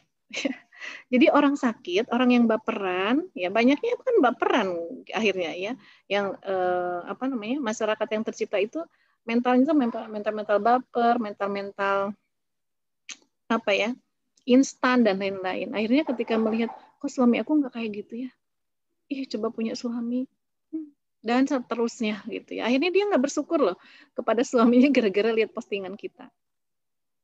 Ya, makanya hati-hati, kan kemesraan suami istri juga dilarang ditampakkan. Kasihan, ya, yang mungkin ya baru bercerai, dapat luka, lihat postingan gitu tuh, ya Allah, gitu ya, nggak kebayang gitu ya hatinya seperti apa. Jadi hati-hati dengan postingan kita. Atau mungkin orang lagi kelaparan, lihat kita pamer lagi makan di mana, aduh, ya Allah, ya, membanding-bandingkan, kok mereka bahagia terus, ya, aku gini-gini amat hidupnya, gitu ya. Jadi nggak bersyukur, akhirnya negatif sama Allah, gitu ya. Buruk-buruk lah punya uang dan seterusnya. Buat apalah, percuma lah ibadah dan lain-lain, ya. Ada yang akhirnya juga marah sama Allah, ya. Marah sama Allah, gitu. Ya Allah, kenapa saya gini-gini amat hidupnya? Nggak kayak orang-orang itu, kayaknya mereka adem-adem aja. Padahal saya sholat, saya ini, tapi kok saya masih susah aja hidupnya. Ujung-ujungnya ke sana, ya. Jadi aral, kata orang Sunda mah, ya. Naon teh ini bahasa Indonesiana aral teh. Aral tuh apa, ibu-ibu bahasa terjemahkan dong, orang Sunda banyak nih. Aral teh apa ya bahasa Indonesianya? Jadi aral ke Allah kan? tuh gitu. Oh, marah. Kesal yang teramat-amat. Ya, protes keras lah. Jadi durhaka kan akhirnya ke Allah, mempertanyakan.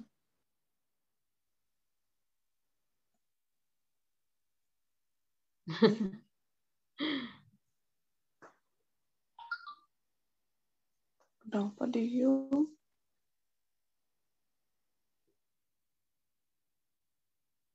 Sepertinya terlempar lagi. Kita lihat di sosial media ada berita, alhamdulillah anak saya sudah hafiz Quran.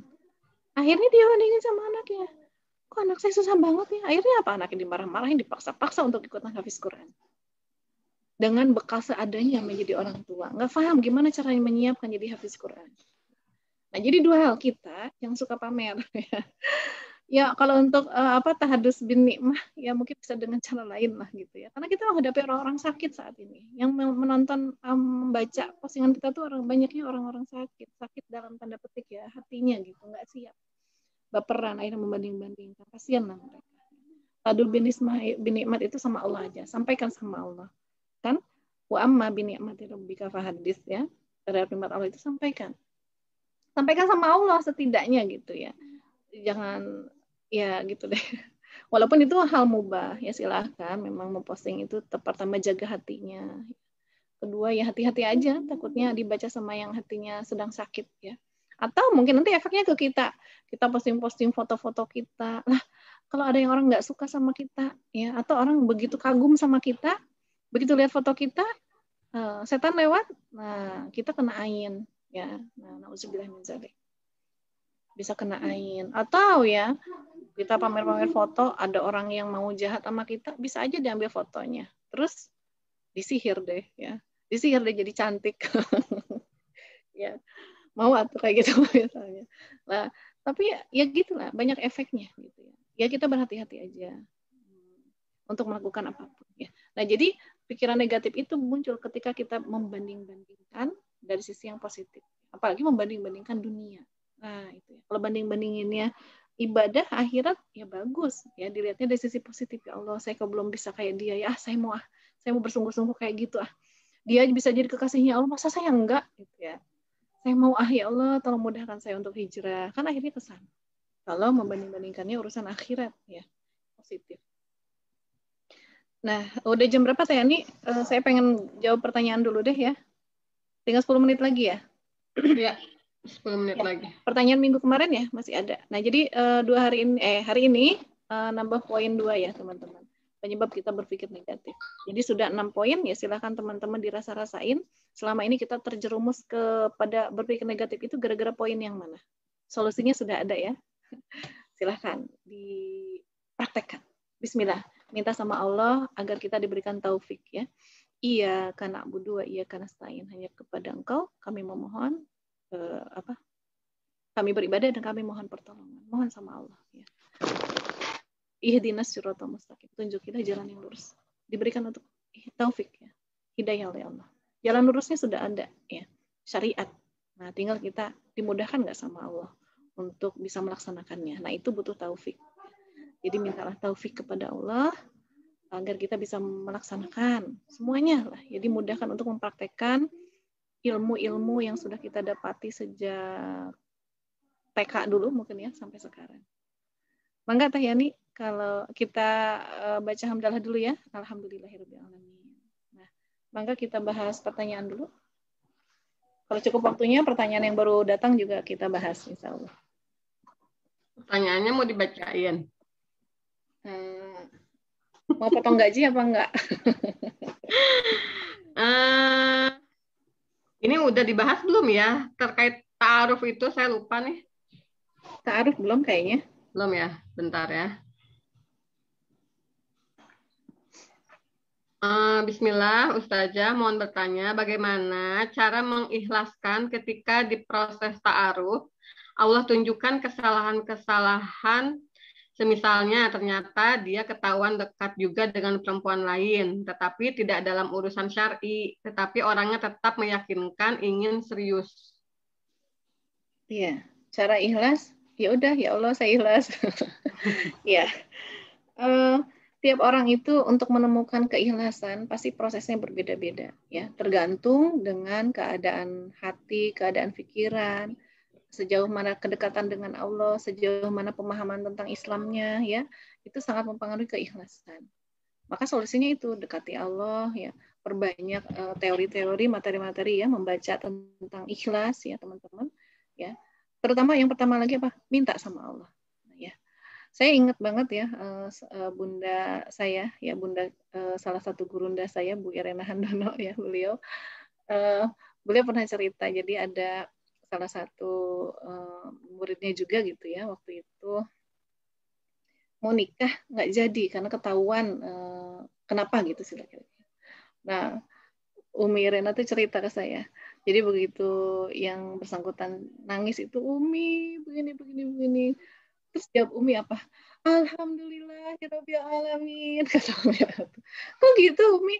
Ya Alhamdulillah kamu taunya sekarang. Coba kamu taunya habis nikah gimana? Gitu kan kata Umi. Nah, jadi memang bisa dua hal ya. Bagaimana cara mengikhlaskan? Mungkin dengan cara bersyukur. Oh, ketahuannya sekarang Alhamdulillah. Atau bisa nanti istikharah juga ya yang bertanya. Apakah lanjut atau tidak dalam ta'aruf ini? Gitu ya. Atau misalnya kalau mau lanjut, kita siap nggak gitu ya menghadapi kemungkinan dengan mungkin perilakunya yang seperti itu ya, mungkin yang belum paham syariat atau paham syariat tapi kok belum dilaksanakan sama dia. Nah, kita siap nggak gitu? Itu kan nanti pilihannya kembali ke kita. Ya. Ta'aruf itu kan belum nikah kan, masih ada lah. Ya sudah nikah aja kan kalau nggak cocok atau apa ya terjadi hal-hal yang memang akhirnya bisa membawa mudarat yang besar, boleh cerai gitu ya. Tapi kalau sekarang, apalagi sekarang gitu ya, baru ta'aruf. Nah, itu aja mungkin yang bisa saya bantu ya, mengkomentari atau apa ya, terkait hal ini. Pokoknya ke Allah aja, larinya ke Allah, minta petunjuknya sama Allah, bagaimana ya Allah, apakah lanjut atau tidak. Kalau misalnya memutuskan lanjut, berarti kita nyiapin diri gitu ya. Nah sebetulnya kan tidak hanya karena kasus ini kita nyiapin diri ya. Gimana pun pernikahan itu kan harus nyiapin diri. Karena menikah itu ya tadi jangan berpikir pernikahan itu seperti Cinderella, pernikahan Cinderella ya. Pada Cinderella habis itu juga dia susah ya. Nah, maksudnya kita harus nyiapin ya ketika menikah itu memahami bagaimana setidaknya psikologi laki-laki ya, psikologi suami istri. Nah itu difahami. Difahami ya, bukan cuma dibaca, dipelajari, udah saya udah tuh buku-buku tentang mereka udah numpuk di rumah, udah beres, udah hatam. Tapi dipaham nggak gitu ya? Karena nanti prakteknya itu kita akan berhadapan. Jadi pernikahan itu nggak cukup teman-teman ketemu orang soleh, ketemu orang solihah, nggak cukup ya. Karena apa? Orang solih dan orang solihah ini mereka punya latar belakang kehidupan nggak? Punya ya. Cara makan beda, cara ngomong beda, cara hidup beda, cara tidur beda, cara gaulnya berbeda ya. Beda kan ya, mungkin yang suami istri nih tadi ya, kan nggak ada kaitannya dengan kesolihan. Misalnya kalau orang solih itu ya ngejemur handuk itu di tempatnya, ada nggak? Nggak ada ya. Kalau orang solih itu ya makannya nggak usah yang anget-anget deh, seadanya gitu nggak? Nggak ya. Kalau orang solih itu ya harusnya makannya itu halal dan thayyib. Misalnya, halal mah udah jelas saya. Tapi thayyib, tapi kan ya, maksud saya nanti kita tuh akan menghadapi hal-hal yang sebetulnya tidak ada kaitannya dengan kesolihan ya. Orang solih itu harusnya ya buang sampah buang sampah pada tempatnya. Kalau itu ya harusnya bersih ya orang solih ya. Tapi kan kita akan menghadapi karena dia itu dididik tidak begitu gitu ya. Mungkin solihnya ya dia masih sebatas taat kepada Allah, dekat ya di kajian dan seterusnya. Nah, sholatnya rajin, hafalan Quran, tapi dia dididik di keluarga yang cuek dengan kebersihan misalnya. Sedangkan kita dididik ya, kita nggak solih-solih amat misalnya keluarga kita misalnya, tapi kita dididik begitu bersih dan seterusnya. Nah ini yang akan bikin bentrok di keluarga itu kan nanti biasanya ya yang bikin bentrok suami istri itu gitu. Atau apakah ada kaitannya kesolihan dengan mencet odol itu di ujung apa dari bawah? Ada nggak kaitannya? Kalau orang solih itu mencet odolnya di mana? Tapi itu sering berantem suami istri. Aku mengaku aja deh. Ya, ada kaitannya nggak orang solih itu nggak ngorok? Ada nggak? Tapi sering berantem gara-gara suaminya ngorok atau istrinya ngorok. Ada kaitannya gitu. Ya, itulah teman-teman. Jadi siap nikah itu ya siap menerima kayak gitu ya, siap menghadapi yang gitu ya. Yang ngorok gitu ya. Kenapa aku ketawa ya nih? Enggak. Ngorok ya. Ya itu ya jawabannya. Mangga pertanyaan berikutnya. Alhamdulillah, terima kasih Bu Dewi nih. Semoga yang bertanya ada di forum ini ya, Zoom-nya atau nanti ada di FB-nya. Pertanyaan selanjutnya ini ada terkait dengan bagaimana cara mengenal Allah atau ma'rifatullah. Oh iya, tadi udah dijelaskan sedikit ya. Paling gampangnya itu pelajari Asmaul Husna. Atau sebetulnya ya kita lihat sekitar kita, dengarkan apa yang kita dengarkan. Kita bisa kenal Allah di situ. Ya, Masya Allah misalnya ya. Tadi ya. Yuk kita mensyukuri apa yang kita dengar. Nah teman-teman ya, di situ saya menemukan, kalau saya pribadi menemukan Allah di situ gimana? Betapa ketika dikaitkan dengan Asmaul Husna ya, Allah itu As-Sami' ya, Allah itu Maha mendengar. Maha mendengar, ya Allah gitu ya. Saya nggak kebayang seandainya. Berarti kan Allah itu kan Maha mendengar tuh, Allah mendengar segalanya, bahkan bisikan ya. Hati kita mendengar. Pertanyaan saya, manusia aja ada berapa jumlahnya? 7 miliar ya. Setiap detiknya berarti ada 7 miliar bisikan yang Allah dengar. Per detiknya. Ya. Bahkan bisa lebih. Ya. Bisikan itu per detik mungkin bisa ada 2 bisikan, 3 bisikan ya per detiknya itu. Tapi semuanya Allah dengar. Belum ucapan kita Allah dengar. Belum makhluk Allah yang lain. Misalnya semut aja di bumi ada berapa banyak ibu-ibu, teman-teman. Mungkin bukan triliunan lagi hitungannya ya. Tapi Allah mendengar semua ucapan mereka. Nah, jadi ketika mikirin, ya Allah saya nih ada suara cecak gitu ya. Coba Misalnya di rumah ini ada 100 cecak bunyi semua. Kira-kira gimana yang terjadi saya?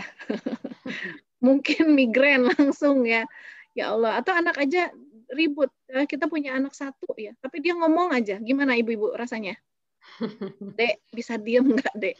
Kamu baterainya ini banget sih, nggak habis-habis ngomong aja. Bunda tuh pengen istirahat, berisik, Dek. Gitu. Baru satu anak aja kita bisa gitu. Tapi Allah as-sami. Nah, jadi ketika kita mendengarkan sesuatu aja, kalau dikaitkan ke Allah bisa dapat tuh. Ya Allah ya, betapa Allah itu enggak tekatorekan. Apa teh ini bahasa Indonesia nak? Enggak kebudekan. Enggak kebudekan gitu ya. Mendengar semua yang suara di alam semesta ini. Enggak cuma manusia ya. Apalagi kalau dengar suara dia. Iya. Coba teman-teman kalau mendengar jeritan orang disiksa itu gimana rasanya? Ya Allah ya. Nah, bayangkan kalau di alam kubur jeritan orang disiksa itu diperdengarkan ke kita, kira-kira gimana? Astagfirullah ya, tapi Allah mendengar semuanya gitu. Dan Allah ketika mendengar semuanya, Allah itu mendengar dengan sangat jelas. Dan Allah mengingat semua ucapan yang lalu, mengingat semua yang didengarnya di masa lalu dan masa depan. Sekarang dan masa depan. Ya. Kita mungkin lupa lah, coba teman-teman. Apa yang teman-teman dengar tadi ya, kajian di awal-awal. 1 menit pertama yang saya ucapkan. Tolong dong diulangi. Kan dengar tuh ke tadi, coba diulangi. Ada yang bisa nggak? Dengan tepat. Tapi Allah Maha mendengar. Ya. Rekaman Allah itu, Masya Allah ya. Kalau ada rekaman, kadang rekaman juga rusak ya, kena virus. Tapi Allah itu Masya Allah. Makanya jangan berhenti berdoa. Allah nggak akan pernah lupain doa kita. Allah mendengar, Maha mendengar. Dan Allah itu Maha malu, ya sangat malu ya ketika mendengar hambanya meminta, terus Allah diam aja. Ya, kita aja sama orang, kamu teh cicing-cicing wae, nggak kasihan apa lihat saya gitu ya. Bantuin kek, cuma ngeliatin, ngedengerin tapi diam aja. Ini saya lagi luka, masa kamu nggak mau bantuin? Nah, kadang kan sama manusia aja gitu. Tapi masa sih Allah diam aja. Nah, jadi ketika mendengar sesuatu aja, ketika kita itu memikirkannya, kita bisa dapat banyak hal. Kita bisa temukan Allah di situ. Itu mungkin Teh Yani yang bisa di-share. Gambaran cara mengenali Allah. Ya, bagaimana Bu Dewi? Sudah pukul 7, apa mau di-close? Satu lagi deh. Satu lagi ini sebetulnya terkait ini Bu Dew, macam-macam sakit. Kenapa? Macam-macam sakit. Mau dibahas di sini? Mau? Satu aja dulu. Satu ya. Nah, ini berkaitan dengan tadi, as-sami. Saya jika telinga berdenging selama menahun, udah berobat ke sana kemari tapi belum sembuh. Telinga ya. Coba cek ya perilaku negatif atau emosi negatif kita terkait dengan pendengaran. Ya, mungkin kita sensitif selama ini ya mendengar, atau mungkin sedang sensitif ya dengan pendengaran kita ya, dengan omongan orang. Atau mungkin nggak sadar ada yang omongan orang yang di masa lalu nyampe ke kita dan sebetulnya kalau kita ingat lagi omongan itu kita masih sakit hati. Atau kita suka ini mungkin ada pernah atau masih gitu ya. Apa namanya? Kepo, pengen tahu ya. Pengen tahu kesalahan orang, pengen tahu perkembangan orang, cari-cari kesalahan. Atau mungkin kita nggak mau mendengar nasihat, kekeh sama pendapat kita, ya pokoknya kaitannya dengan pendengaran aja. Atau kita hanya mau mendengar yang baik-baik, atau kita terlalu sensitif dengan suara keras, ya. Jadi tersinggung kalau ada orang ngomong keras dikit tersinggung. Padahal mungkin orang itu nggak maksudnya marah, nggak apa ya. Nah dicek aja emosi negatifnya, ya perilaku negatifnya terkait dengan pendengaran ini, ya. Itu Teh Yani mungkin. Nah, kalau ketemu apa nanti di healing. Healingnya gimana? Ikut MSH.